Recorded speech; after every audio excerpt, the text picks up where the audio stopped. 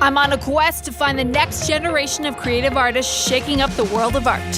Hanging out with these bold and ambitious newcomers to find out what makes them tick.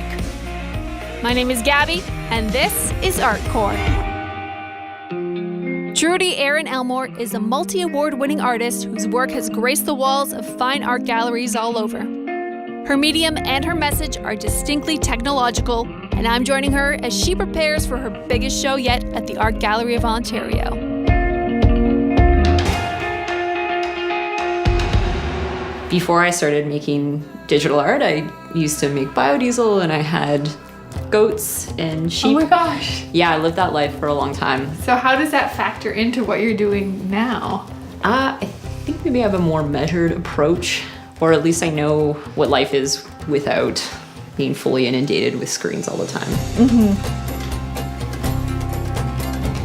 This is where the action happens. It's a lot like building a maquette, and I have a bunch of cameras on it and a camera that moves through it. So this is from a distance, but we can zoom right in. This is basically the run through of the animation. It gives you a rough approximation of what it's going to look like. You went to school for? Originally drawing and painting, but then my specialization was digital painting and expanding animation. I was just enamored by it. I was looking at design magazines first day of school, and I found myself attracted to these like very graphic images. And so when the opportunity presented itself, I just dove in. I'm interested in the narratives that support us in those hopeless or very existential times. For me, the work is light, and when I'm making it, I feel closest to divinity or to some aspect of wonder. So I loved everything you showed me so far, but I want to see more. I do have a show up at Hunt Club. Oh, great. Yeah, it's a gallery on Dundas. We're gonna head down that way. So this show is titled Anybody's Ascension.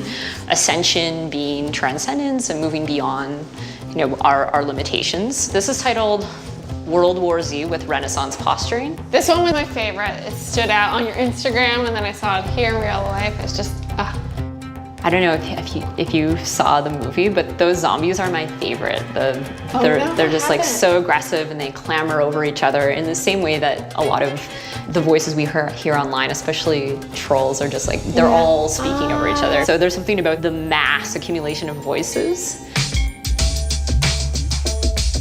This is called On the Mount.